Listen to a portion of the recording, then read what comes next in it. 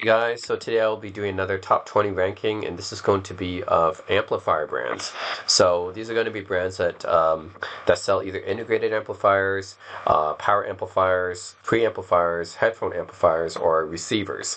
So AV receivers are basically a type of amplifier. They're essentially integrated amplifiers with a surround sound processor built in. So um, a lot of people might be wondering, what's the use in this? Well, I'm actually going to rank these amplifier brands on how much I like the brand, like personally, the design, the quality of what they give you, the amount of power, output, sound quality, amount of feature set that they give you for the price. All that is taken into consideration. And there are a lot of amplifier brands. I think non-audiophiles might not know about this, but for me, from what I see, there's actually a lot more amplifier brands than even speaker or headphone brands. Like when I was doing my top 10 ranking of speaker headphone brands, yeah, there's a lot of them, but when you get into amplifiers, there's even more. And a lot of these amplifier brands are like very small operations, and I think maybe it could be the case that amplifiers could be easier to design compared to a speaker or a headphone, but I have been seeing a lot more amplifier brands actually. Non-audiophiles might not know about this. They might just think, oh, there's only a few amplifier brands out there. They mostly just think about receivers or integrated amplifiers, but there is a lot of amplifier brands out there. A lot of them are very small brands that only audiophiles would know. A lot of them are very expensive. So part of the basis of my ranking, as with my other rankings, is I want to talk about the price versus performance ratio as well. So how much are you getting for the price and performance?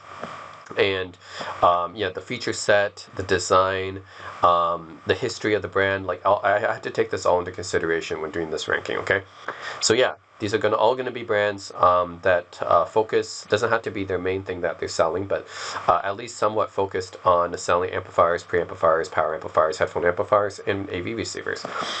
Right off the bat, I'm going to tell you guys there is a lot of expensive of amplifier brands, as I already mentioned. So there's amplifier brands that sell amplifiers well into like thousands and tens of thousands of dollars, believe it or not. So, some brands off the bat I'm not going to be pointing to this video, but I do want to mention them. Heagle is one of them. They sell very expensive amplifiers. I think they're a Scandinavian brand. Lynn from the UK. Some of you might know them for their turntables, but they're very expensive amplifiers. Moon by Sim Audio and Bryston. These are just Canadian brands that sell pretty overpriced amplifiers, in my opinion. Very, very expensive stuff. Krell, Class A, Pass Labs, PS Audio, Belcanto, Meridian, Burmester, it's a German company. Yeah, these all sell really, really expensive stuff. And there's a lot more, a lot more amplifier brands I didn't name, but there's a lot of these amplifier brands that just, they're so overpriced, and I cannot put them on this list in good conscience. I'm not gonna, say anything bad about the sound quality. They may sound really nice. They may be built really well, but they're still really overpriced, in my opinion. Anyways. I'm going to start off with a few honorable mentions first, and these are going to be amplifier brands that I think are very expensive, so still overpriced, but I like their design aesthetic, and I like some things about them. So I am going to do some honorable mentions for these. Okay, so first up is Luxman. Luxman is a Japanese amplifier brand. They've been around actually since the 1920s, so they're actually one of the oldest brands on this list. So Luxman, they've been making amplifiers for a very long time, and you guys can see from their aesthetic. I really do like the Luxman aesthetic, like this little VU meter stuff reminds me of Macintosh, kind of like the Japanese Macintosh in a way. Very, very high quality, and yeah, I like Luxman design. Their history, they have a lot of history. They make vacuum tube amplifiers as well. They're very renowned for their vacuum tube amplifiers. Actually, you see some of them look really, really nice. Like, look at this one. That's a beautiful looking amplifier right there. Yeah, that's really awesome looking. Unfortunately, it doesn't make my list because it's really expensive. All these Luxman amplifiers, thousands and thousands of dollars at least that you're gonna pay for them. So I can't in good conscience put them on my list because most people won't be able to afford them. However, if you can afford them, like if you're rich, you have a lot of money, then go ahead, by all means, buy a Luxman. They're great. Just for most people, they're not within their budget. Same thing with AccuPhase. AccuPhase, another honorable mention, another Japanese amplifier brand, been around since the 70s. Also kind of like Macintosh in a way. Just take a look at some of their stereo amplifiers here. Very big, heavy-duty stuff, but looks really vintage and retro. I do like their appearance. I know they look like big, heavy boxes to most people, but for me as an audiophile, I love how they look here. The very vintage 70s type of appearance. Yeah, so this is they mostly sell power amplifiers. The bread and butter, right, of any amplifier brand should be the separates, the power amplifier and the preamplifiers, but also integrated amps as well. Like, all these look so beautiful, right? Oh man, look at that finish, that nice wooden finish on top. Very vintage 70s looking, but just like with Luxman, AccuPhase is not very affordable to most people.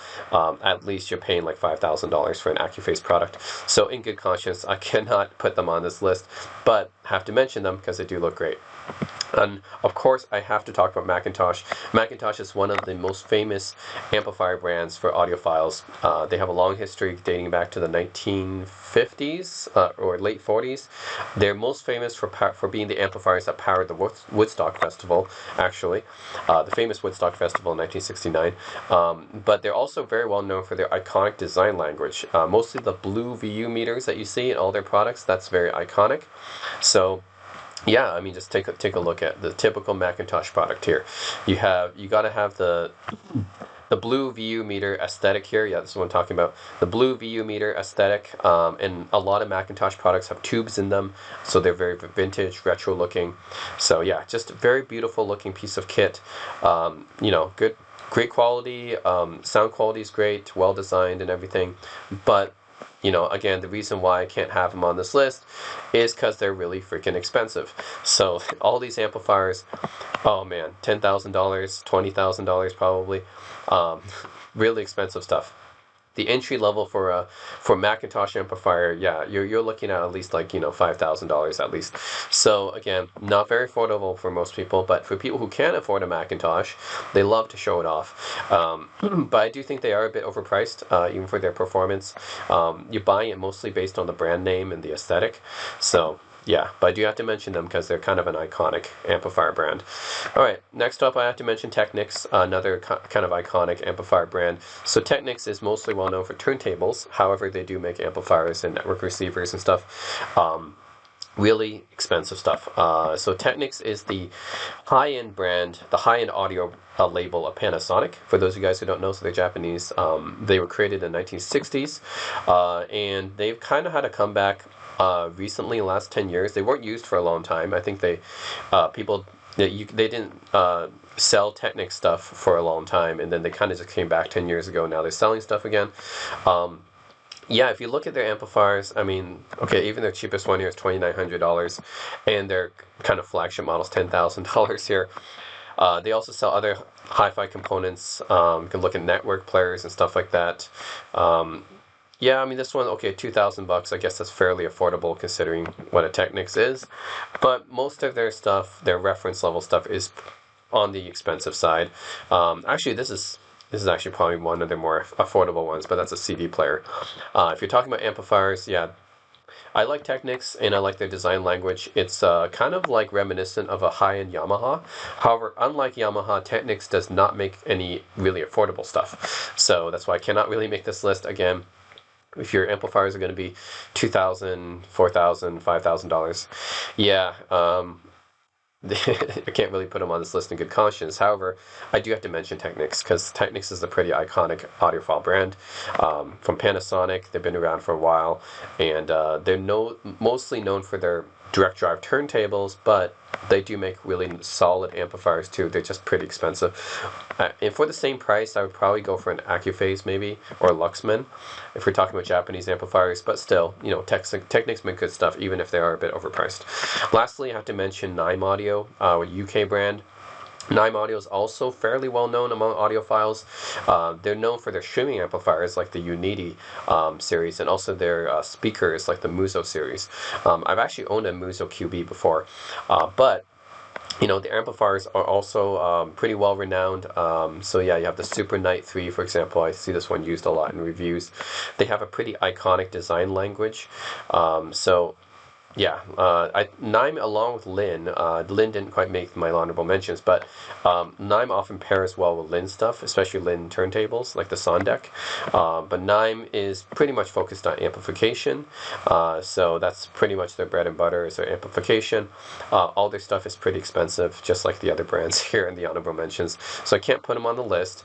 All their stuff cost at least like 4 or 5 thousand bucks, but they do have an iconic design language, and they are a pretty historic brand. They're started in the 1970s. A lot of people know Nime as a pretty high-end British hi-fi brand, so I had to mention them. So yeah, that's going to be my honorable mentions. Is these five brands here that I think deserve to be mentioned, at least for their history and in the design. But I can't put them on the list because they're all really freaking expensive. So a few other pretty expensive amplifier companies that didn't quite make this list. Meridian Audio, they're a British company. They are probably most well known for some digital codecs like Meridian Lossless Packing and MQA, which is kind of a polarizing format to audio files. But yeah, they make really expensive amplifiers and speakers, so I can't put them on this list. There's also Mark Levinson, which has been around for a while, since the 70s, I think. They make a lot of car equipment, but also home stereo equipment, home theater systems as well. Their amplifiers are also really expensive, so I can't put them on this list. So yeah, there's a few more. I mean, there's so many amplifier companies. In fact, I think there's more amplifier companies than speaker companies, like I said before. A lot of them, but yeah, most of them are quite expensive, and yeah, that's why I cannot put them on this list, not even the honorable mentions, unless they're historic like Macintoshes. I'm sorry, guys. I know I said there was going to be five honorable mentions, but I'm going to actually add one more. So this is Anthem. Anthem is a Canadian company that's known for their receivers. I have to mention them because they have a unique technology for correcting the sound in your room. So basically, when you set up a receiver, you set up the speakers attached to the receiver. There are some companies that kind of do the room correction technology to make sure that the sound is properly going towards you in a proper sweet spot. Because usually in a room there's a lot of basically a lot of stuff in the way, like you have your furniture and stuff in the way that will affect the sound. So there's room correction technologies that a lot of other receiver companies, like I know Denon and Marantz use Odyssey, and a lot of other receiver companies might use Odyssey, or they might use Dirac Live. But Anthem has its own proprietary room correction software called Anthem ARC, which is actually considered one of the best on the market. I think the only other one I didn't mention is the Lingdorf. Lingdorf has its own room correction technology as well, but that's a way more expensive brand. So I'm not going to even put them on my honorable mention. But Anthem, yeah, they make this proprietary room correction technology called Anthem ARC. And if we go to some of they're most well known for their receivers, but they make separates as well. Let's go to their, yeah, room correction. Let's actually just take a look at the room correction here. So yeah, they're well known for Anthem ARC. So it's considered to be one of the best room correction software on the market. So Lingdorf Room Perfect is pretty up there. ARC is up there. Both of these are kind of proprietary, except ARC is actually, on a more affordable products, I would say, because Anthem is not cheap, but it's still cheaper than Lingdorf, I would say. Dirac Live is considered to be probably the next best one, and Odyssey is generally considered to be the worst. So yeah, ARC is pretty highly praised when it comes to people who own this amplifier and compared it with other room correction technologies. So, yeah, they also make integrated amplifiers as well. They make separates, so they have the STR integrated amplifier. All of their products have kind of this design language where they have a big display on the left side and then all the controls on the right side. They're big black boxes, just like a lot of receivers, but at least they have kind of a distinctive design language, and they're all crafted in Canada, so they're all made in Canada, and they do have access to Canada's National Research Council as well. So they did some testing there. And you can look at their AV receivers, which is probably what they're most well known for. So yeah, I think the thing about Anthem and why I couldn't exactly put it on this list is that they don't really make that affordable products. Like even their cheapest one, this is their cheapest product, the MRX 548K. Even this product is $1,600. This is their cheapest product. So I mean, sure, it's under $2,000, which I guess is affordable compared to some other brands I'm mentioning. But yeah, it's still pretty expensive. They're basically the cost of entry is you're paying for that room correction software. So, anyways, I just want to mention Anthem. They didn't quite make my list because they're still too expensive. I mean, most of the receivers are like many times that of the receiver brands I have on my list. So, I mean, compared to the typical Onkyo, Denon, Pioneer, you're paying for you're basically paying for the build quality of the Anthem, which is made in Canada. Sure, you're also paying for the proprietary room correction software. So yeah, I just want to mention Anthem though. They deserve to be mentioned because I think if you do have the means to get an Anthem, sure, if you want to have the best room correction, then go for it. But otherwise, for most people, I think it's probably out of your budget, right? So yeah, or you can just get a used one. That's also another option. But talking about brand new prices, yeah, it's like you're paying roughly double the price of a typical receiver. So yeah. Right, so I guess I already mentioned Lingdorf already, so let's just go ahead and put it as an honorable mention as well. So Lindorf Audio, this is a company that was started by Peter Lindorf, who is a Danish audiophile and entrepreneur. He actually is the founder of the Dali loudspeaker brand as well. For those of you guys who don't know, Dali is Danish audiophile loudspeaker industries. I actually own a pair of Dali speakers, and yeah, Dali's actually not like a super popular, but it's a fairly well-known brand, I guess, for speakers. And in addition to Dali, he also started this company, Lingdorf Audio, for amplifiers as well. So these are very, very expensive amplifiers. So again, I'm not going to be on my list. I'm going to mention it because they do have something special about them. So just like with Anthem, they have a very proprietary and unique room correction technology, and it's called Room Perfect. Here to go, Room Perfect. So I haven't personally used any Lingdorf amplifiers before because they're very high end, very expensive amplifiers. But according to a lot of people, which I've read online, comparing all the major room correction software. So I think Yamaha has their own, Pioneer has their own, and of course the major ones being Odyssey and Direct Live, and Anthem has their own proprietary one, ARC, which you just talked about. Room Perfect is Lingdorf's proprietary technology, and apparently from those of people who have used all of these, they say Room Perfect is the best one. I don't know if they're just saying that because they spent the most on Lingdorf products, but these are just a level above Anthem. So Anthem's already pretty expensive, but then Lingdorf is a level above, so they're even more expensive. So yeah, very very expensive stuff, and apparently Room Perfect is a really good room correction technology. So I haven't used them before, but from what I read online, these are actually the best ones, but they're just only on Lingdorf amplifiers or receivers. So yeah, we can take a look at what they have here. These are all very expensive. So let's take a look at the MP60 2.1, and this is like thousands of dollars, right? So yeah, yeah, the Room Perfect technology. So you basically pay a lot to get that Room Perfect technology. But yeah, at least it is something unique. That's why I have to mention Lingdorf. Hegel is another one that I think I talked about before. There's also Scandinavian amplifier technology. But I think Lingdorf, at least I have to mention because of this Room Perfect room correction software, which even though they're very expensive, as a lot of Scandinavian electronics are very expensive, I guess Bang & Olufsen, just look at Bang & Olufsen stuff, right? All very expensive. But you are paying a premium for the Scandinavian design, but at least Lingdorf has this Room Perfect technology, so that's why I have to mention them, even though they're super expensive. They also work with Steinway, the piano manufacturer. They have a line of products called Steinway Lingdorf as well, so that's also worth looking into. So yeah, if you have a lot of money, if you're rich, then sure, go for Lingdorf. I don't have enough wealth for that. It's too rich for my blood, but I just got to mention it because, yeah, they do have their own proprietary room correction software, which, according to many people, is supposedly the best one. So, yeah, I have to mention it on this list here. It's some of the most expensive receivers I've ever seen, but you know, you're paying for that state-of-the-art room correction software, and yeah, I'm sure it sounds really really good too. So, anyways, Lingdorf Audio, I have to mention them. Right, so number 20 on my list is actually going to be a tie because I couldn't really decide between these two brands. They were just so similar to me. And these brands are both from the UK. Actually, the next 6 brands on this list are all going to be from the UK. The UK just makes a lot of great hi-fi products. I mean, there's a lot of brands from the UK that I talked about that aren't even on this list, like Nime, already mentioned, Meridian, Lin, but there's also Roxanne and Cyrus as well, which also makes amplifiers. They're not on this list as well, didn't quite make it.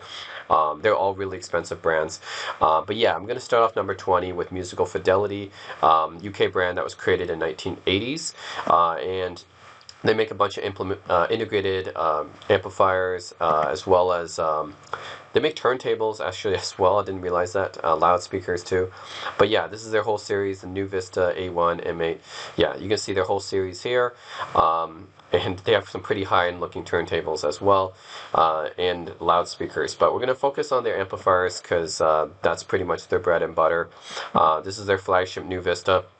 So the thing is about Musical Fidelity is most of their amplifiers are pretty expensive.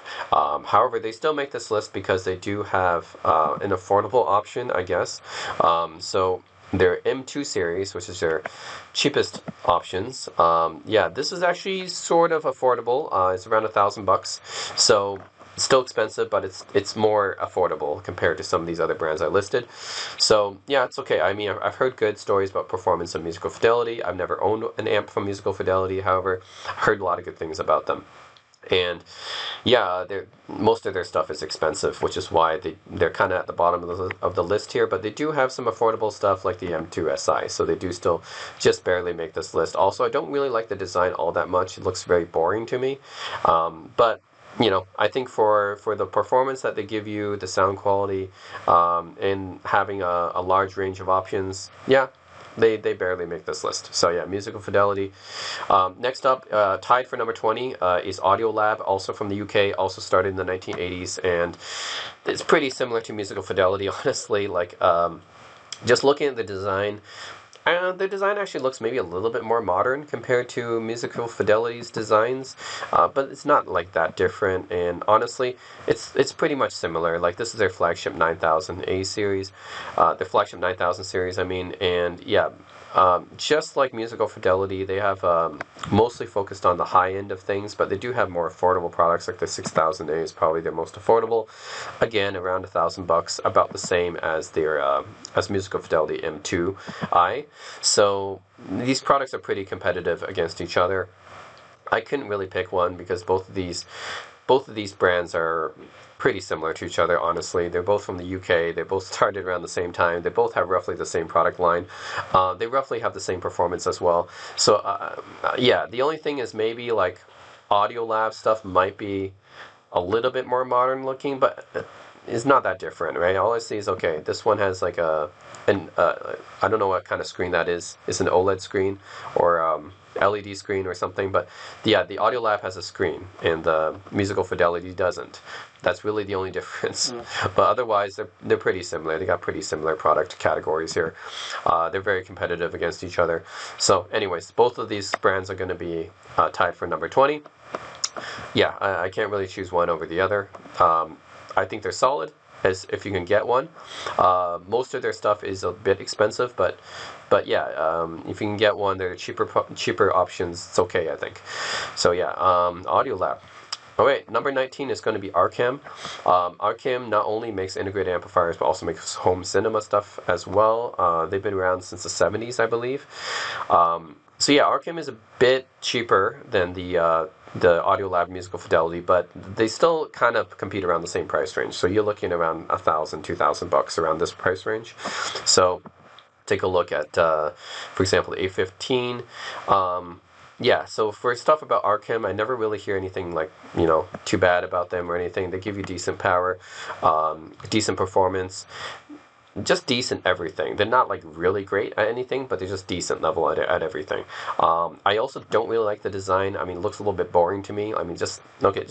It's like, I know that amplifiers are not supposed to be like, like a really luxurious looking product or anything, but yeah, like most people think of amplifiers and receivers as just like kind of black box that sits on your desk and TV stand or whatever. But yeah, I mean, you gotta put some I'm gonna make him look at least kind of interesting, and there's nothing that Arkham does is really interesting to me, so it has to settle for number 19. Although it's more accessible than Audio Live and Musical Fidelity. Yeah, it's just okay. Um, Design is very boring looking to me. It's just okay though. Still gotta have it on this list because they've been around for a while, and they're decent performance and they're decent at what they do. But yeah, of course, design you can have better designs. Like all the honorable mentions, all of my honorable mention brands, even though they're super expensive, are all really nicely designed, right? All right, number 18 is Rega. Rega is also a UK brand from the 1970s, just like Arkham. I would say they're fairly comparable to Arkham in performance. Um, they're actually more focused on turntables. Most people probably know Rega research from turntables. Their planar turntables are really popular. And I've actually owned a Rega turntable before, the Planar 3, which is one of their most popular ones. But they also make amplifiers as well. So this is one of their amplifiers, the Elux Mark IV, for example. We can also take a look at the Illicit. What does that one look like?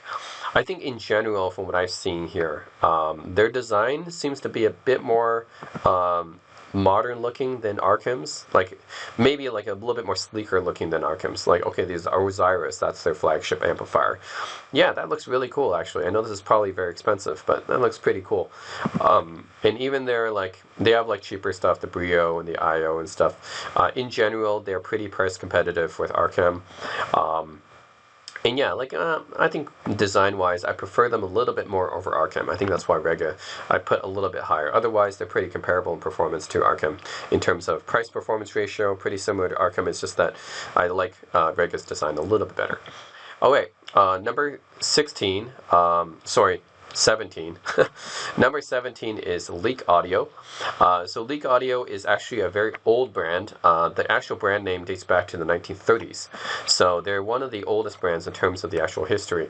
But they've been dormant for many years, since the 1970s. They basically the parent company went bankrupt. They haven't been on the market for a long time. It wasn't until recently that they actually got revived. So they only got revived in 2020. So only a couple years ago they got revived.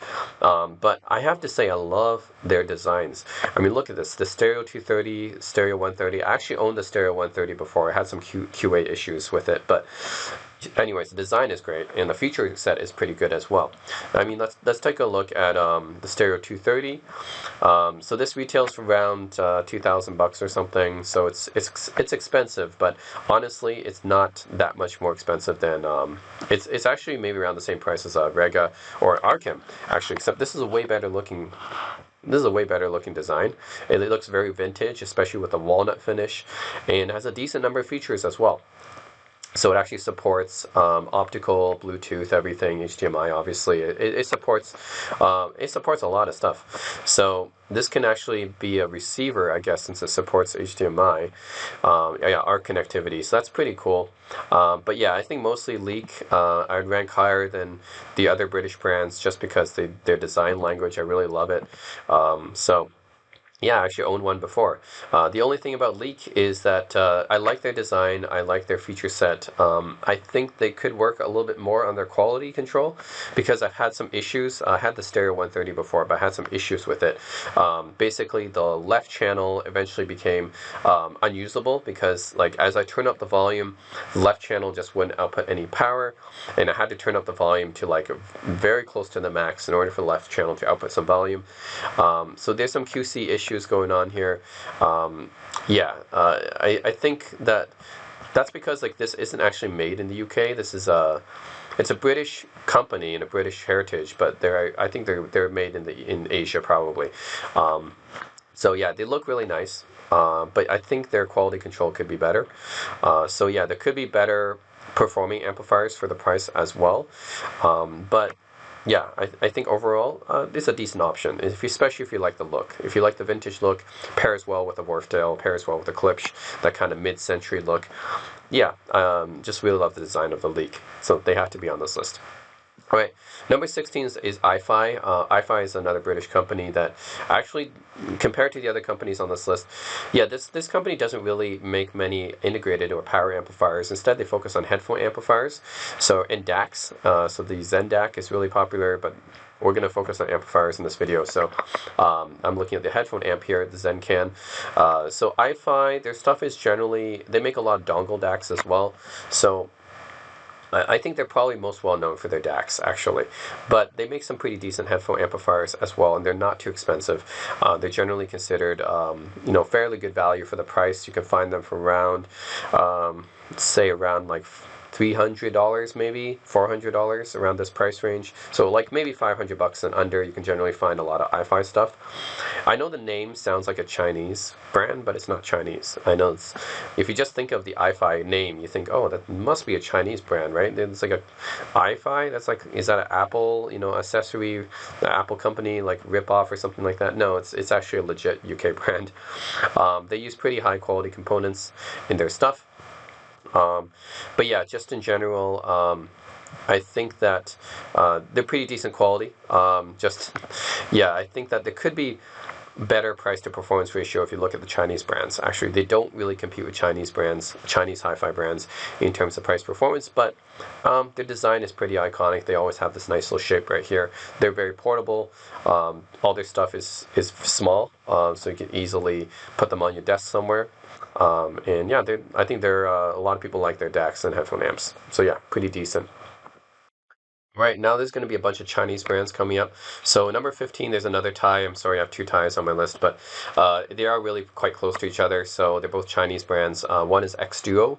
X Duo is a Chinese brand. I think they started within the last 10 or 15 years, fairly recent. But I do have to mention them because they make some pretty solid tube amplifiers, headphone amplifiers especially. So I've owned several of their products before. I've actually reviewed several of their products on my channel, the TA22, the TA20 Plus, TA26. I've reviewed all these products before.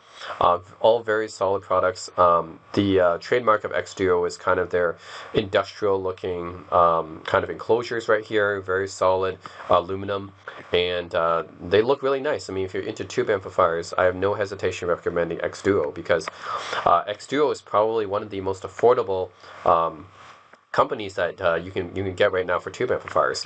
So if you're looking for an entry level like tube amplifier, or if you're looking for just the most affordable, decent performant headphone amplifiers that are tubes that have tubes in them, then X Duo is definitely the brand to go. Whether you want output transformerless or whether you want hybrid, X Duo's got you covered. So the TA20 Plus is actually a hybrid. But yeah, it looks really, really nice. It's got that typical 2 power in it. Usually X Duo products have a lot of power, so on the bounced especially. I think not this particular one, but I do have the XA10. I wonder if they have it here somewhere, but I do have the XA10, and that one has 4 watts of power, which is quite a bit. And the TA22 is a hybrid one. I think it also has 3 watts of power. The TA26, this is the output transformerless. Sorry. This one is pretty good as well. It's a nice little beginner tube amp for a lot of people. This one in the Little Dot Mark II. I think I did a comparison between these two. This one, the Little Dot Mark II, which is based on the Dark Voice. These ones are pretty good entry-level OTL tube amplifiers. So if you guys are just looking for an entry-level headphone tube amplifier, then or tube headphone amplifier, then you go for X Duo. They're probably one of the best out there. There's not a whole lot of companies giving you a tube amplifier for just $300 or $400. X Duo is really one of the few companies that will make these kind of amplifiers for this price. So yeah, for the price performance ratio, they're really up there. Their build quality is also solid. Oh, here's the XA10. Yeah, I'm currently using the XA10 right now. It's very portable and small. Has 4 watts of power, so pretty impressive power output. This one's not tube powered, but still the amount of power that you get for the price, and then the decent DACs. They use AKM DACs inside of these.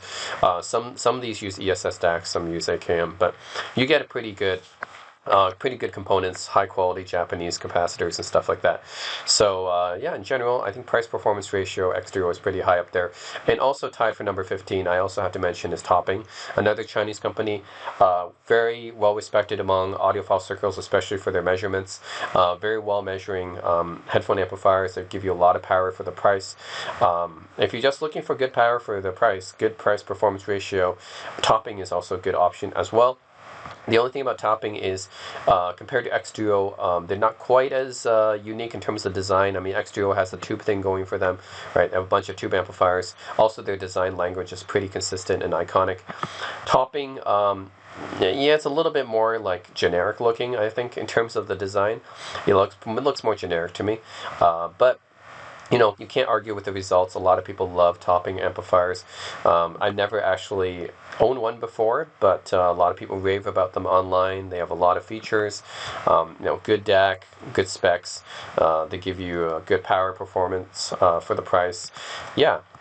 In general, if you're looking for just a solid performing, good measuring headphone amplifier, topping is definitely a good choice out there. So yeah. See many they won some awards here too, as I guess pretty popular among the audio science forum community. Yeah, that's just like the design looks kind of bland to me. That's all. So yeah, nothing against topping or anything. I just felt like their designs look too bland and unexciting. All right, and that's for number 15. Number 14 is another Chinese company, FIO. So FIO is pretty well known for those of you guys who are into DAPs, like digital audio players or DACs, because they do make a lot of dongle DACs. They make a lot of portable music players as well. But I'm going to be focusing on their amplifiers here. They actually make a lot of stuff. They make IEMs, they make headphones, they make a lot of stuff. But yeah, let's focus on their headphone amplifiers because that's mainly what they're focused on. They don't make any full power speaker amplifiers or anything, but mostly headphone amplifiers.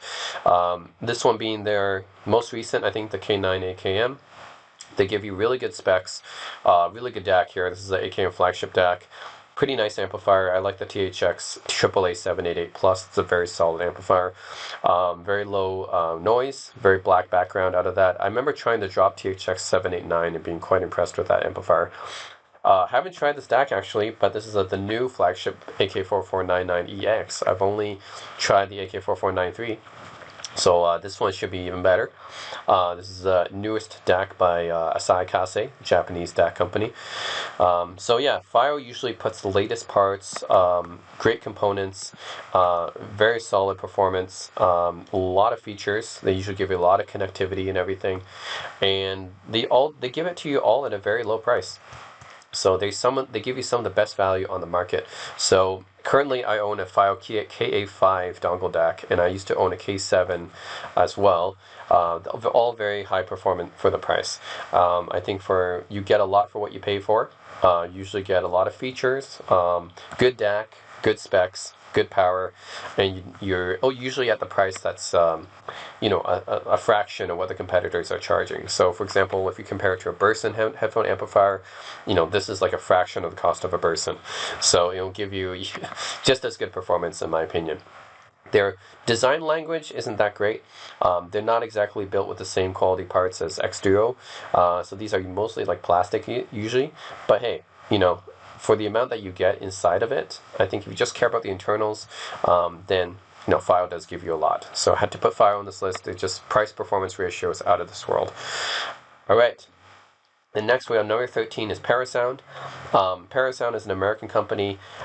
They mostly sell direct, I believe. I haven't seen too many of their products on retailers, but they have a very good selection here of very powerful stuff. Like you have the Halo, which is a premier product line. They're very powerful power amplifiers here, integrated amps. And I've only tried a few Parasound stuff. I think I tried their ZDAC before, which is a headphone amplifier. Which is pretty good actually for what it was. It's not too expensive.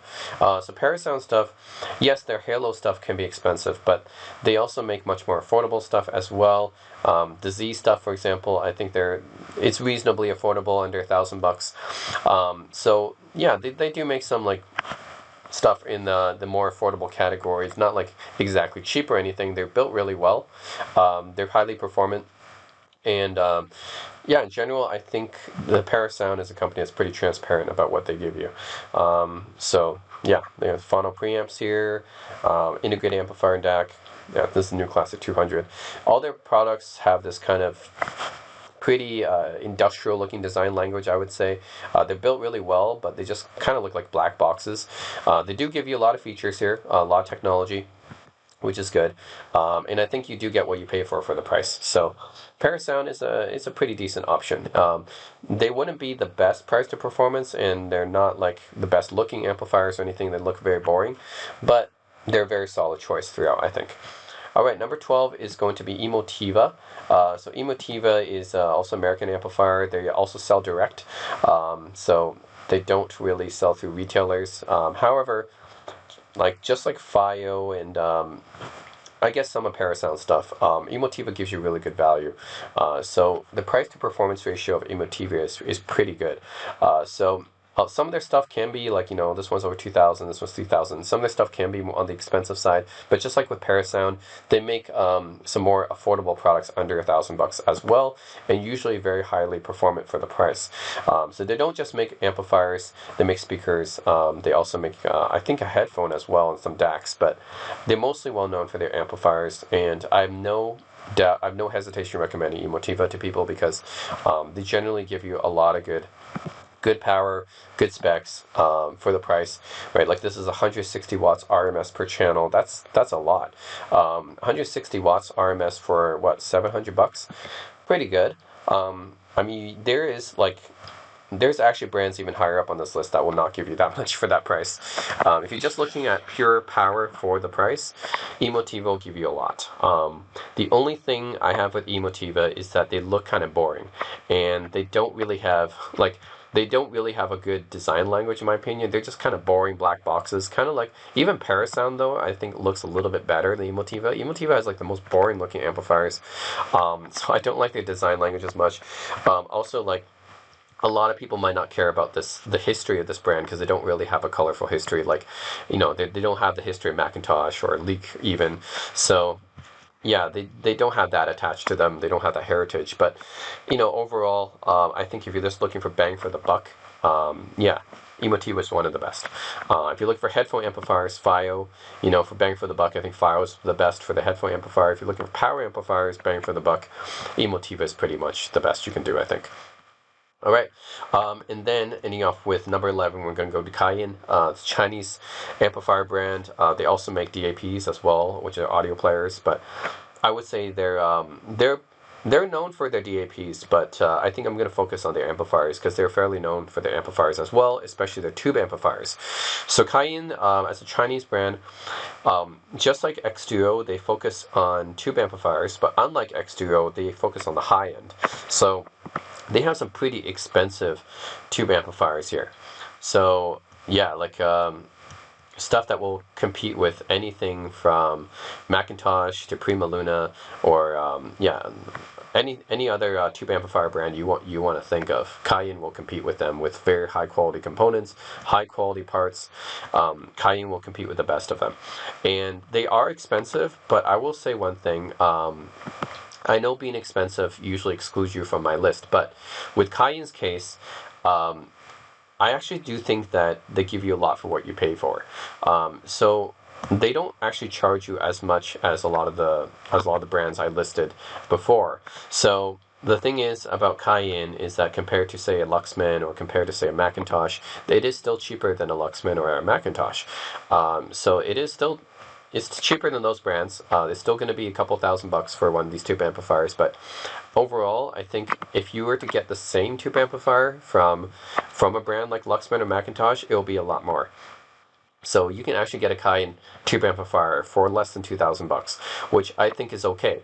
I mean, for a tube amplifier of this performance, I mean, that looks like this. Yeah, it's expensive, but it's not that expensive for a tube amplifier of this caliber. You know what I mean? So tube amplifier of this caliber, they use really good tubes. I think some of them use 300B tubes and stuff, which are very well-renowned tubes. Yeah, they use high-quality tubes, high-quality components, and you're actually getting it at a fraction of the cost that you would if you bought from a company like Luxman or Macintosh or even Prima Luna, which Prima Luna is actually a pretty good brand as well. They're not on this list, but they give you pretty good. I mean, they're expensive, but Cayenne will outperform Prima Luna as well for the same price. So, anyways. Yeah, even whatever Western brand you want to think about that makes tube amplifiers, Cayenne will undercut them and make just as good of a tube amplifier for, a fraction of the cost or a discount. So that's why Cayenne's still got to be on my list. They're expensive, but if you're looking for this high quality performance of tube amplifiers, high-end is pretty much the best that you can get for the price. So number 10 is Peachtree Audio. I know the name sounds funny, but they're a pretty solid amplifier brand. I think they're American. They've been around for less than 20 years, so they're fairly recent. But I think I do like the look of their amplifiers. They have this like wooden finish, and they have very distinctive design language. So yeah, they all kind of look like this. I think this is their new product lineup, the Carina, which is actually kind of expensive, but I don't think for some reason, they discontinued their previous line. The Carina is currently their main product line here of integrated amplifiers. So yeah, they are kind of expensive. They always do give you a lot of power though, because they actually use Class D amplifiers, I believe. So let's take a look at their older products actually. Yeah, the Nova products is what I'm talking about. So these older Nova products actually give you some pretty good bang for the buck in terms of power to performance. Like this Nova 300 was 300 watts per channel. It was around $1,000 or something. So $1,000 for 300 watts per channel, that's pretty good. 150 watts per channel, right, for Nova 150. Yeah, so like they give you a lot of power for what you pay for. I have no idea why they discontinued these products.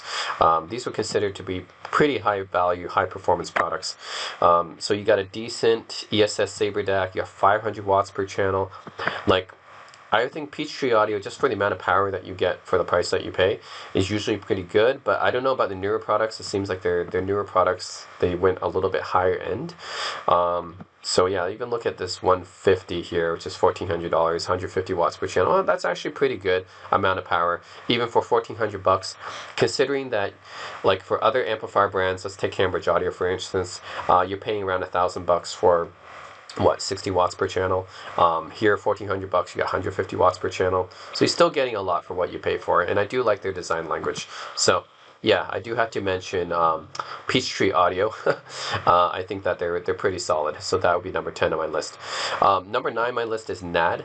NAD is a Canadian amplifier company. I think they date back to the 1970s, and yeah, they have pretty good lineup of products here. They actually go full range, so they make more affordable products like around the $500 range. They go all the way up to the thousands of dollars. So they make the whole entire range. So they have cheaper products, more expensive products. It really depends on what you're looking for. So I do like the fact that they kind of appeal to everyone. So like an example of an expensive product would be their NAD Master series. These are all pretty expensive. However, they do have like a pretty nice modern looking design language. Kind of reminds me of a 9 product actually.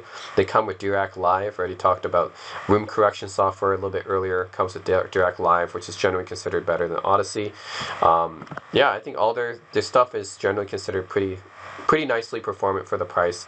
I wouldn't consider them the best bang for the buck. Like some of the Chinese amplifier brands are better bang for the buck, but in terms of a Western amplifier brand, NAD is pretty up there in terms of value. So yeah, and they do have some cheaper stuff. Their C series, their M series is generally considered to be their flagship, but the C series is their cheaper stuff. Yeah, so you have a streaming amplifier here. Stereo power amp C298, and this one is like more basic looking, just like a black box, so it isn't quite as nice looking. They use this Eigentact amplifier technology. It's a purified Danish technology, and wow, that's actually a lot of power. 185, 340 watts. That's quite good. That's a lot. Anyways, yeah, NAD. I think that in terms of the price to performance ratio, not the best, but it is good for a Western amplifier brand. And some of their amplifiers look pretty nice. This one actually looks more like a Macintosh or an AccuPhase. This NAD C3050. So that's pretty cool. So yeah, some of their stuff looks better than others. Some of them look like black boxes, like a Rega or Arkham, which isn't that exciting. But then they have this one that looks like an AccuPhase, so that's pretty nice looking. So, anyways, in general, they have a huge line of products. Whether you're wanting to want a really high end stuff, or whether you're looking for entry level stuff, NAD will have it all. So generally considered to be pretty decent price to performance, at least in terms of a Western amplifier brand. I'm not talking about the Chinese ones.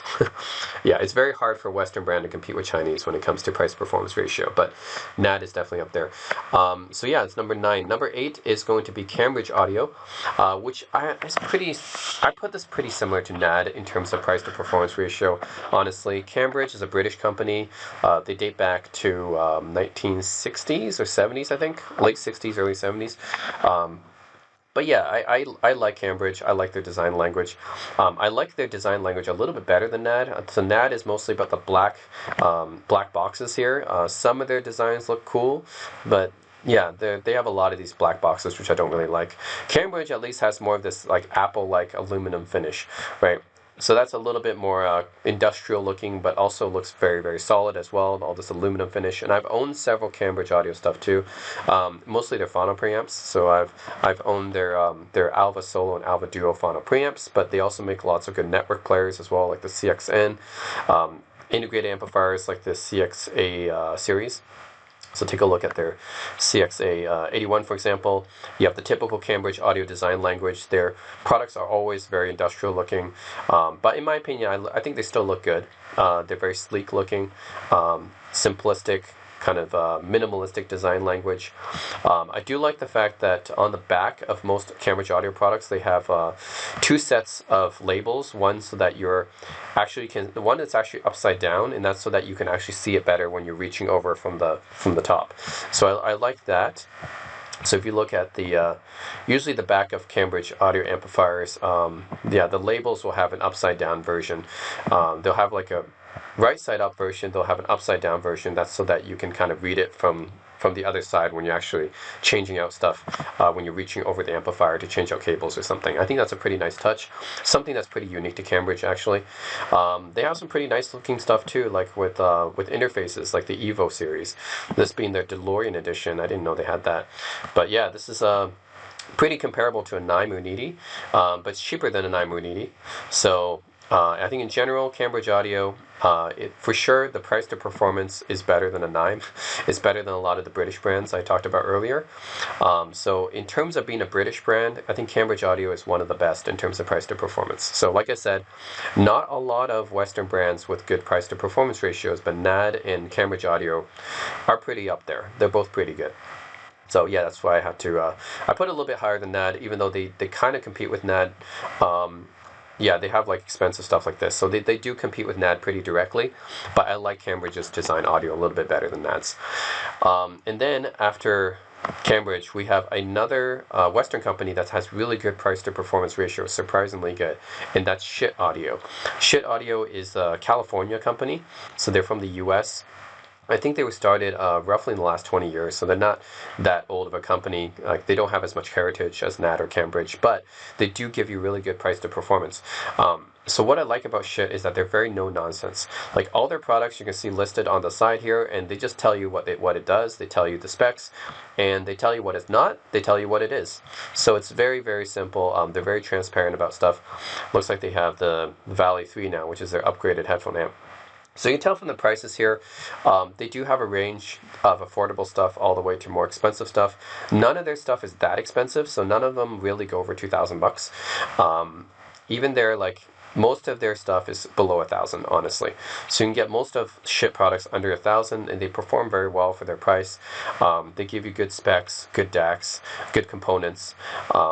Yeah, like I've owned their Valley 2 headphone preamp before, pretty well performing. I've also owned their Manny, I guess, or actually their Modi DAC I've owned before, and their Manny phono preamp, which is that one. Yeah, that's like $130 for this, $150. Like that's very affordable.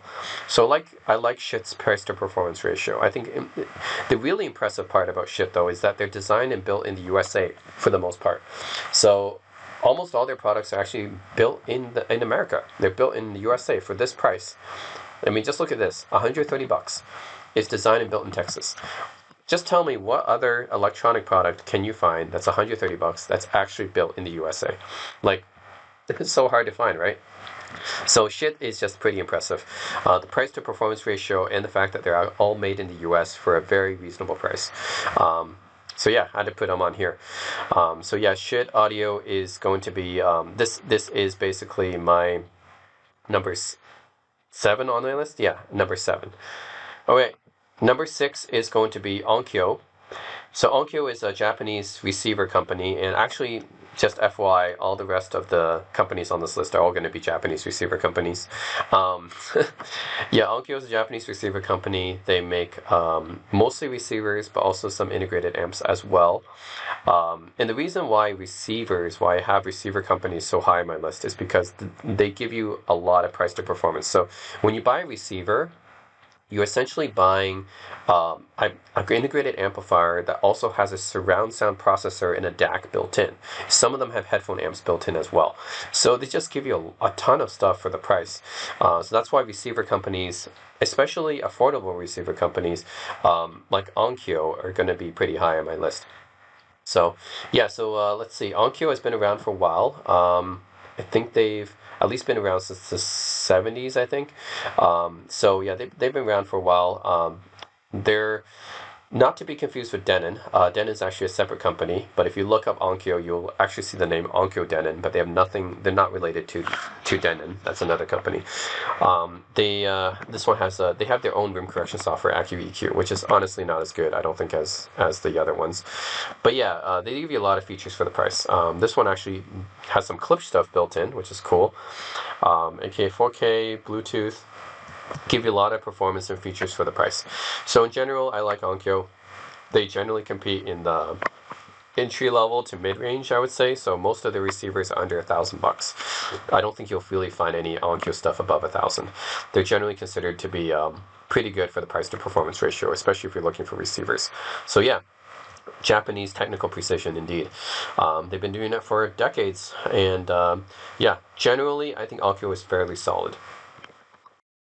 So FYI, the top five on my list are all going to be Japanese companies. Those of you who have watched my headphone brands ranking kind of know I have a bias towards Japanese companies. But yeah, actually the top six of my list are all Japanese companies. So Onkyo was the last one. My number five is actually a tie. I couldn't really decide between these two. I think they're both very, very solid. Pioneer is going to be one of them. Pioneer is a Japanese company that dates back to the 1930s. So they're one of the oldest Japanese, or just in general, they're one of the oldest audio equipment manufacturers. So Pioneer makes a lot of receivers. I think most people know them for making receivers. They don't really make too many integrated amplifiers, although they do, right? They have an integrated amplifier, CD players, but these days they mostly focus on making receivers. And the receivers are pretty solid, and they're all fairly affordable. If you look for Pioneer receivers, they're generally all affordable, all under $1,000. And yeah, for the price, you do get what you. I mean, you get a lot for the price, actually. So when it comes to a lot of Japanese, that's why these Japanese brands are so high up on my list, because I do think Japanese companies, first of all, they give you really good build quality. They give you reliability. Those of you who own Japanese cars know how reliable Japanese stuff is. Good workmanship and craftsmanship in the quality, a lot of features for the price, and yeah, they just give you generally solid performance and good bang for the buck in general. So Pioneer is no different. They give you everything that you probably possibly expect for in a modern receiver, right? The DTS Virtual X, the Dolby Atmos, the DTS Play-Fi, they give you all that. So yeah, and they even have their own custom. So this is their own custom room correction software, is the Pioneer's MCACC. I'm not sure how well this one works. Haven't heard too much about it, but yeah. I mean, in general, Pioneer gives you good value for the price, as you would expect from a Japanese receiver company. So yeah, that's why I gotta have Pioneer number five on my list. Is I would say they're pretty no nonsense. They don't really make anything super expensive or anything. I don't think any of their products are really over $1,000. They generally keep things affordable. None of their products look or stand out that much. So the design language is very typically Japanese, like very much focused on the functionality itself. Doesn't really try to, doesn't try to do anything really cool or exciting when it comes to the design, but just keeps it basic and functional. So compared to Western companies tend to experiment more on the design, but Japanese companies, yeah, they just keep it basic and functional with the design. Just gives you what you need, nothing that you don't need. So Pioneer So number four is going to be Sony. I think everyone knows Sony. They're probably the most famous Japanese electronics company. They make PlayStation, they make TVs, they make cameras, they make phones, they make headphones, they make everything. Even robot dogs, right? Like the Aibo. Anyways, they also make receivers. So they have a pretty nice receiver selection here and lineup. I would say that compared to Pioneer, they're fairly, like, in terms of performance, they're pretty similar to Pioneer. However, I do like Sony's design language a bit better, and Sony does go higher end than Pioneer does. So they do compete with Pioneer when it comes like to their entry level stuff up to $1,000, but then they also go to the $2,000, $3,000 range and compete with Yamaha as well in Marantz. So yeah, they just like with other Sony product lines, they go everything from the entry level up to the higher end. So I mean, let's just look at the most powerful receiver here.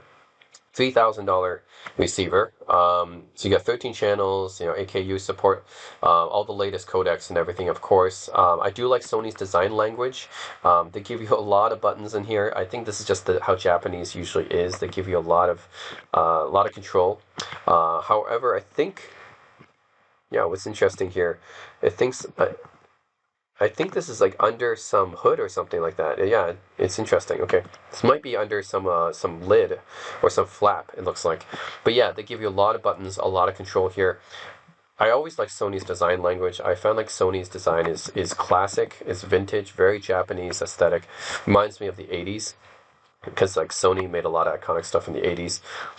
So yeah, in general, like Sony stuff is well built, very high quality, what you expect from Japanese workmanship. So yeah, Sony's just one of my favorite tech companies in general, right? Because they make so much stuff and they all do whatever Sony does, they do it really well. So it doesn't matter what they do, like everything from the TVs, their headphones, to their cell phones, like yeah, in the PlayStation, obviously, like everything they do, and their cameras, like everything they do really well. So I got to respect Sony. They've been around since the 1940s, and they've been innovating like ever since. So yeah, I just really like Sony. I think that overall, the only thing with Sony is that I think compared to some of the brands higher up in this list, they don't quite focus enough on the receivers. The receivers is just kind of another side part of their business, but they aren't really focusing on them because they make so much stuff.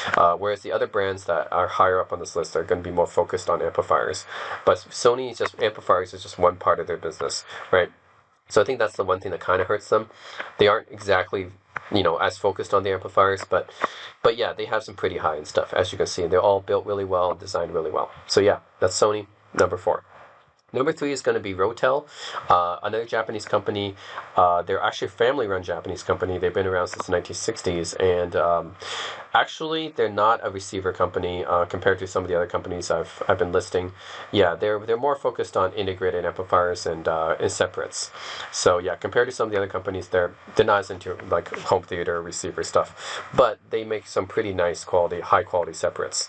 So they still gotta be on my list, and I'm a huge fan of Rotel.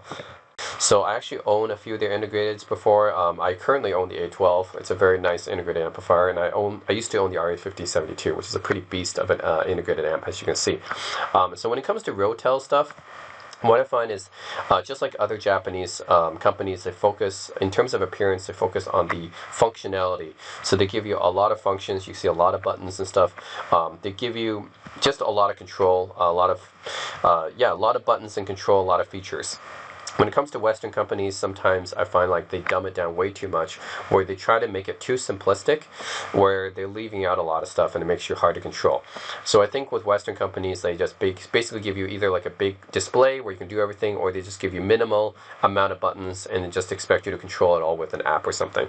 But with Japanese companies, they generally just give it all to you up front. Don't need to use an app, a whole bunch of buttons.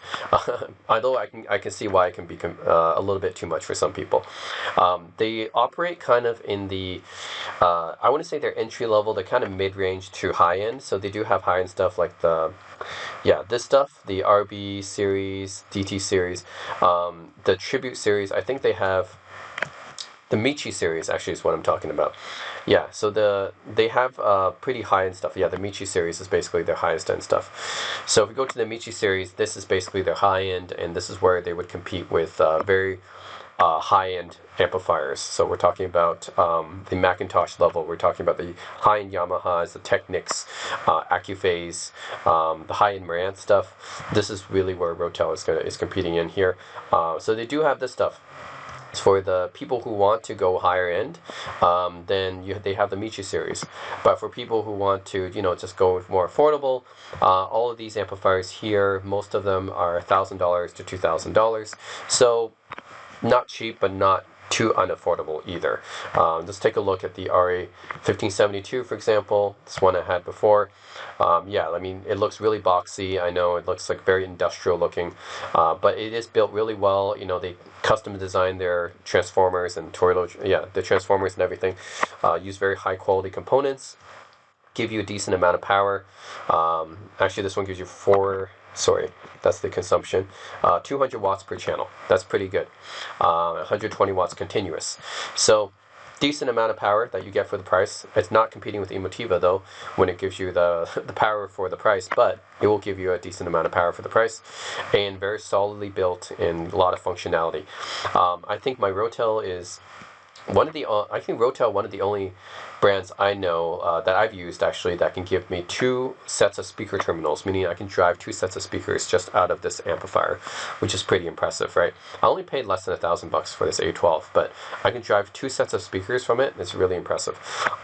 So yeah, I really do like Rotel's design language. It's very it's industrial looking, but they also give you a bunch of buttons and stuff like that, so it's easy to know what you're doing. You don't have to rely on an app or anything. They're built really well. And if you want to go higher end, they have a higher end series, the Michi series. All right, so number two is going to be Denon. So Denon is a Japanese company. They've been around since the 1900s, I think. They're I think definitely one of the oldest companies in this list. They make a whole variety of stuff. I think most people know them for their AV receivers, but they also make soundbars, they make speakers, headphones, and their headphones are actually really good. I think I ranked them number two in my headphone ranking list. So they actually make really nice headphones. They also make phono cartridges and turntables as well. So Denon has a long history making audio equipment, and certainly most people in the US know them for their receivers. I consider their receivers to be pretty dang good, especially for the price that you're paying for them. So Denon generally competes in the mid-range of receivers, I would say. They do have some more expensive stuff. Like here he has a $4,600 receiver. Like that's pretty expensive stuff. But generally Denon does compete in the under $1,000 range, I would say. Most of their products are under $1,000. They do have more expensive products, but that's not really what they're focused too much on. I mean, the thing is, Marantz is kind of like the same parent company as Denon, and Marantz tends to take the higher end stuff compared to Denon. But I mean, you got a $6,500 receiver here, so they do make some higher end stuff here. Most of Denon stuff is pretty good. I would say their design language is very similar to Pioneer or Onkyo. So very no nonsense, typical Japanese design. They just give you all the controls here in a box. It looks kind of boring, but hey, it works. It's very functional and it works. So that's all that matters. So yeah, give you a decent amount of power. They give you a lot of features. Denon uses usually Odyssey for room correction. They have HEOS as well. HEOS is actually this one uses Dirac. Okay. Dirac's even better than Odyssey, so that's good. That's an upgrade, I think. They also have HEOS, which is kind of their wireless streaming technology. It competes with BlueOS. So NAD uses BlueOS for streaming. Yamaha uses its own MusicCast streaming service. I think Playfi is another one that's used. So yeah. There's a lot of streaming services. Denon uses HEOS, which is kind of their Wi-Fi streaming service. In general, I prefer Denon to Sony or Yamaha. I prefer Denon as a receiver brand to Pioneer or Sony or Onkyo. That's why it's ahead of them. Because I do think that Denon's sound quality is a bit better, and Denon focuses on the sound quality a bit better than those other brands, a bit more. And they also, I think they give you a little bit more features, but that's just me.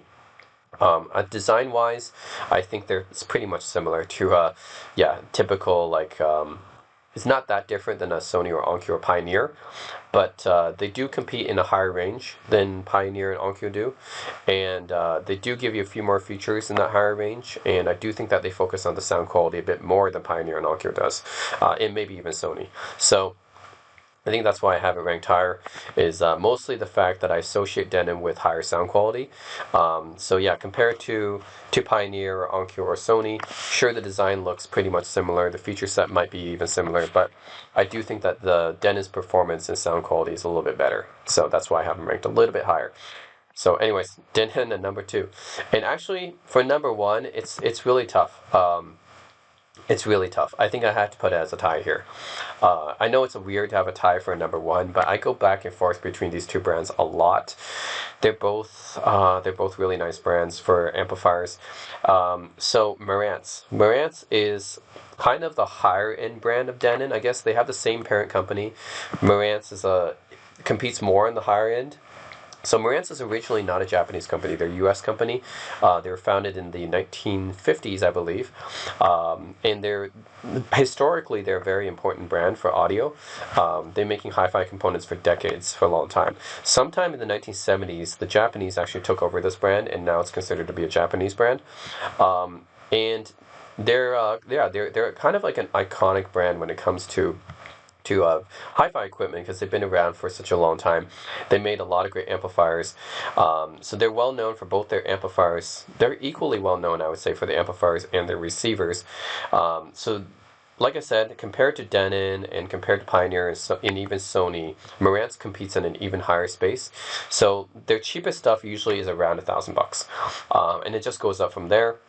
Like you can see this one, $8,900, right? That's a pretty performance amplifier here. So this is just a integrated amplifier, $8,900, 200 watts per channel. They do have some proprietary technology, HDAM, kind of their amplifier modules and stuff.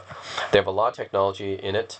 So I wouldn't say Marantz is necessarily the best bang for the buck. I think Denon is actually better bang for the buck. However, Marantz, I like the features better.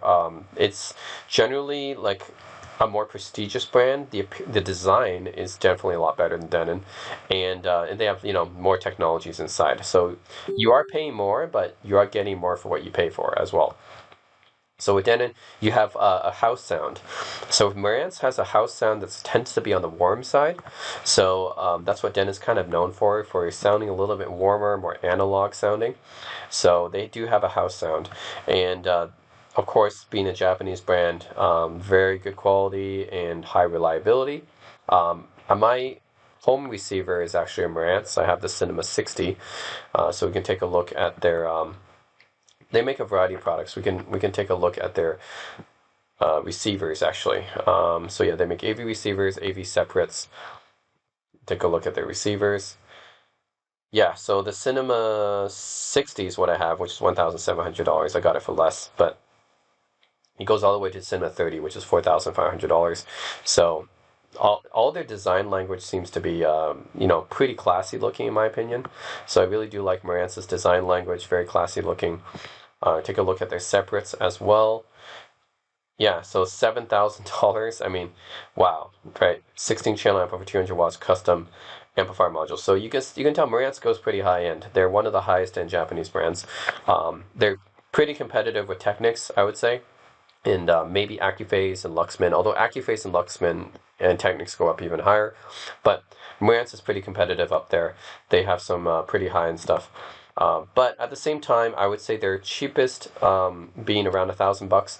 They're not exactly out of reach either. So it's not like Luxman or Accuphase or Technics where even the cheapest stuff is really expensive.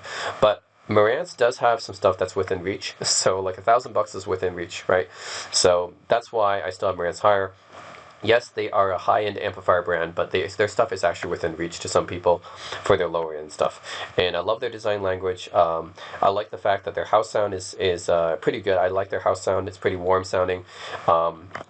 I think they do use Odyssey for the room correction, but they might have switched to Direct Live now, considering that Denon switched to Direct Live, same parent company. But yeah, overall, this is considered to be the more premium brand compared to Denon.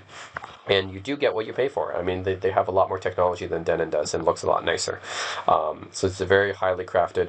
I mean, just compare this to like these Denons are just old boring black boxes that you typically see with receivers. Marantz, very classy looking. So you do get what you pay for. You pay a bit more for Marantz, but nicer looking amplifier, more technology inside of it, and a house sound. So yeah, and at the same time, not too unaffordable either. They do have like more affordable stuff. So that's why Marantz is number one. But at the same time, there's another brand that I find it hard not to put number one, and that's Yamaha. So you might be surprised about Yamaha number one spot. Okay, so Marantz is kind of like a brand that mostly audiophiles and hi-fi audio enthusiasts know about. The common average consumer might not know too much about Marantz, but the common average consumer might know about Yamaha, right? Because Yamaha does make a lot of stuff. They make sound bars, they make portable speakers. So they make lower end stuff, and that's how people know about them. However, what people don't know is the amount of variety of stuff that Yamaha makes in the audio space. So just like Sony, they make a whole bunch of stuff, but unlike Sony, they make even more when it comes to receivers and amplifiers. So Sony does have some amplifiers and receivers, but Yamaha has even more of that stuff. So you can see they make $4,000 network receivers, everything from they make cheaper stuff, right? Obviously, Yamaha goes from the more affordable end up to the very, very high end. So they make $600 integrated stereo amplifier. Okay, that's very affordable, right? They make a lot of stuff under $1,000. That's very within reach, very affordable. Look, this one's even just $200. So their whole range goes anywhere from $200. This is their stereo receiver. It's just $200. Very, very affordable, within reach, all the way up to. You guys can see here, there is a $8,000 stereo amplifier here. Yes, that's how high-end Yamaha goes. So Yamaha competes with Marantz, competes with Accuphase, it competes with Technics. It can go very, very high-end. So we can take a look at, this doesn't actually, let me go to the actual product page here. Yeah, in terms of history, Yamaha actually started in the 1880s, I believe. So yeah, it's definitely the oldest company on this list, by far. Actually, I think Yamaha and Denon are definitely the oldest companies on this list, which is funny. They're both Japanese, but yeah, they have a long, rich heritage of audio history. So Yamaha definitely, I think, deserves to be on top of this list. Just couldn't decide which one could be number one. But yeah, like their heritage goes all the way back to the 1880s. And I think most people know about Yamaha for their pianos. But of course, they make a lot of electronic audio equipment as well. I've owned a Yamaha alarm clock before that I reviewed before on my channel. I've also owned the Yamaha streaming amplifier, the WXA50, I believe, which is pretty good. They have kind of their own proprietary Wi-Fi casting system called MusicCast that competes with HEOS and PlayFi and BlueOS. So yeah, anyways, Yamaha is a company I think that deserves more respect.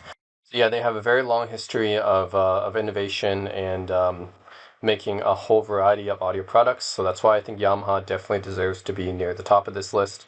Or actually, it's at the top, but just couldn't decide between Marantz and Yamaha. But I think it definitely deserves to be at the top here, which it doesn't go to. Okay. Anyways, yeah, we can just see from these prices here though that Yamaha does go very, very high end. They have the entire range, okay? So Sony is usually known for having an entire range of stuff, right? But Yamaha, for audio, for amplifiers, Yamaha has an even wider range. Like I said, you see a $200 stereo receiver here. It goes all the way up to $8,000 stereo amplifiers. Their range is huge. It's massive. They have something for everyone. So that's why Yamaha has to be in my number one spot as well. It's just hard because I know Marantz. I love Marantz, and it's such a well-respected brand among audio enthusiasts. But I have to put Yamaha up here as well. They just make so much stuff, and that's not it. See, like here, if you really want the stuff that competes with Accuphase, Luxman, and Macintosh, and Technics, right? This really does look like Technics, actually. This is their really high-end stuff. So this stuff costs tens of thousands of dollars. So Yamaha goes really, really high-end, even more so than Marantz, actually. So, yeah, anyways, that's why I had to put Yamaha on here. I love the design of their super high-end stuff like this. They have the VU meters, very like industrial looking, that's very Japanese looking kind of aesthetic. So yeah, not necessarily like, I wouldn't say this is necessarily the best value though. I mean, you're paying for 200 watts of power. I mean, this is probably how much? Like tens of, maybe thousands of dollars, maybe $10,000. But this is a very expensive amplifier. So, yeah, I wouldn't say that Marantz and Yamaha necessarily give you the best bang for the buck at the high end, but I just love the fact that they have a range of products for everyone to enjoy. And I love their craftsmanship and I love their design. So, yeah, that's pretty much it. I mean, I love Yamaha for their range, their design, aesthetic. You can get anything from $200 stereo receivers all the way up to tens of thousands of dollar amplifiers. Like, they have a huge range of products, and they really do cater to the audiophile, right? They make turntables, CD players as well. People don't know this about Yamaha. Most people think of Yamaha as just like a cheap brand for sound bars and receivers, but they make a lot of high-end stuff as well. So yeah, that's why Yamaha's got to be tied for number one. I mean, I love Marantz, and Marantz is such a well-known brand for high-end amplifiers and stuff, and that's why I have Marantz also number one, but it's hard to decide between that and Yamaha, which is also number one, because they make so much stuff. Like, yeah, they make so much stuff, and yeah, they have a huge range of things. So I got to give Yamaha their props as well. So that's it, guys. That's my top 20, actually more than 20 amplifier brands ranking. Let me know if you guys agree or disagree. So yeah, I know it's kind of a odd thing to rank amplifier brands, but anyways, this is my list. I know. If I didn't have your amplifier brand on here, then let me know what I missed. It's probably because it was too expensive, or I didn't like the design or something. But yeah, I think I pretty much covered most of what I wanted to cover for when it comes to amplifiers. So that's it, guys. I know it's weird to have a tie for the number one spot, but I really couldn't decide between Yamaha and Marantz. These are just two really iconic amplifier brands. So, anyways, let me know what you guys think of my ranking in the comment section below. And as always, thanks for watching.